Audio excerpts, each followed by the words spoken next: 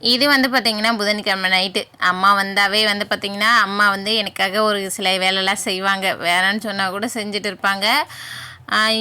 பாத்திரம் வந்து நிறையவே இருந்துச்சு, அதை தான் கழுவிட்டு இருந்தாங்க. நான் பாப்பா தம்பி அப்படி பார்த்துட்டு டியூஷன் ஆகிட்டு போகிறது, பாப்பா ஹோம்ஒர்க் பண்ணுறதுன்னு அப்படியே டைம் வந்து போயிட்டே இருந்ததுனால அம்மா வந்து பார்த்திங்கன்னா பாத்திரம்லாம் கழுவி வச்சுட்டாங்க.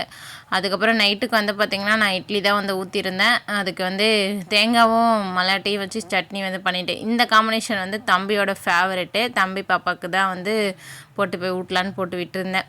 ஹஸ்பண்ட் ஒரு 8:30க்கெலாம் வந்து வீட்டுக்கு வந்துட்டாங்க. வீட்டில் வந்து தக்காளி சுத்தமாக இல்லை, காலி ஆகிடுச்சு. ஒரே ஒரு தக்காளி தான் இருந்துச்சு. தக்காளி வாங்கலான்னு தான் வந்தேன். வண்டியில் வந்து பார்த்திங்கன்னா காய்கறிலாம் ஃப்ரெஷ்ஷாக இருந்துச்சு. அதுவுமே கொஞ்சம் வாங்கிட்டு போகலான்னு சொல்லிட்டு வாங்கிட்டு வந்துட்டேன். இப்போல்லாம் வந்து பார்த்திங்கன்னா வண்டியில் எப்போவுமே கொஞ்சம் கம்மியாக விற்றுட்ருப்பாங்க. இவங்களும் வந்து பார்த்திங்கன்னா மளிகை கடை மாதிரியே தான் இப்போ ரேட் வந்து விற்கிறாங்க. அதுக்கு நம்ம மளிகை கடையிலே தேவையானப்போ வாங்கிக்கலாம் ஃப்ரெஷ்ஷாக நினச்சிக்கிட்டு கொஞ்சமாக மட்டும் பார்த்திங்கன்னா வந்து வாங்கிட்டு வந்தேன். கேரட்டு, பீட்ரூட்டு, அப்புறம் வந்து வெண்டைக்காய் ஒரு 1/2 கிலோ பொரியல் பண்ணலான்னு சொல்லிட்டு, உருளைக்கிழங்கு 1/2 கிலோ, அப்புறம் தக்காளி 2 கிலோ 50 ரூபான்னு விற்றுருந்தாங்க. அதை வந்து வாங்கிட்டு வந்து நைட்டு வந்து பார்த்திங்கன்னா ஒரு 8:45 வீட்டுக்கு வந்துட்டு அதுக்கப்புறம் என்னுடைய துணியெலாம் வந்து பார்த்திங்கன்னா புதுசாக வந்து ஒரு 2-3 டாப் வந்து வாங்கியிருந்தேன். அதுவும் பழசுமே வந்து பார்த்திங்கன்னா ஒரு சிலது தையல் விட்டுருந்தது. மதியமாக அடித்து வச்சுருந்தேன், அதெல்லாம் மடிக்காமல் இருந்துச்சு. சரி மடித்து வச்சுட்டு படுத்துக்கலான்னுட்டு